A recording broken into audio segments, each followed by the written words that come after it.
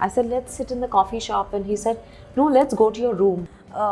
Saying that कि तुम्हारा body का structure and figure and all which I didn't knew that कि अच्छा ये सारी चीजें बोलनी होती है। हर साल मुंबई की गलियों में खींच सपना लिए लाखों लोग आते हैं, बड़े पर्दे पर चमकने का सपना। लेकिन इस सपने की नगरी में जितना ग्लैमर बाहर से दिखता है, उतना ही अंधेरा इसके अंदर छुपा है, और इस अंधेरे का नाम है कास्टिंग काउच। आज इस वीडियो में आपको बताएंगे कि कास्टिंग काउच असल में है क्या, किन किन सितारों ने इसकी पोल खोली और किन बड़े नामों पर आरोप लगे, और इतने सालों के बाद भी कास्टिंग काउच मौजूद क्यों है। दोस्तों, आसान भाषा में समझें तो कास्टिंग काउच का मतलब है जब कोई डायरेक्टर, प्रोड्यूसर या पावरफुल इंसान एक्ट्रेस या एक्ट्रेसेस को खासकर नए लोगों को काम देने के बाद सेक्सुअल फेवर की डिमांड करे, यानी कि रोल चाहिए तो कॉम्प्रोमाइज करो। हर साल करीब 50,000 लोग मुंबई आते हैं नए सपने लिए, लेकिन 1% लोगों को ही रेगुलर काम मिलता है। बाकी लोग डिप्रेशन, सर्वाइवल और स्ट्रगल में फंस कर रह जाते हैं, और यही वो वक्त होता है जब शिकारियों की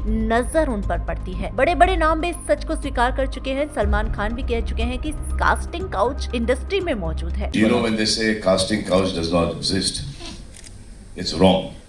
Casting couch does exist. Surveen Chawla, Kangana Ranaut और विद्या बालन जैसे बड़े एक्ट्रेसेस ओपनली मान चुके हैं कि उन्हें भी कंडीशन के साथ रोल ऑफर किए गए। रश्मि देसाई ने बताया कि कैसे कास्टिंग काउच के नाम पर फेक ऑडिशन कर ड्रिंक पिलाने की कोशिश करते हैं और गलत हरकत करने की कोशिश करते हैं। तो मुझे ड्रिंक पिला के बेहोश करे और उस चीज का एडवांटेज ले। मॉडल अलंकरणा सहाय कहती हैं कि अगर आप जरा भी फ्रेंडली हैं तो सामने वाला सोच लेता है कि आप आसानी से बेड तक ले जाए जा सकते हैं। कई लोग सोचते हैं कि लड़कियों के साथ ही ऐसा होता है, लेकिन मेल एक्ट्रेस भी इसका शिकार हुए हैं। आयुष्मान खुराना ने बताया कि उनसे भी ऐसे फेवर मांगे गए। रणवीर सिंह, विद्युत जामवाल ने भी मीडिया में कबूल किया कि उनके साथ गलत अप्रोच हुई। Later I found out what he was interested in. Kept it on the side. He said, "You have to be smart. You have to be sexy."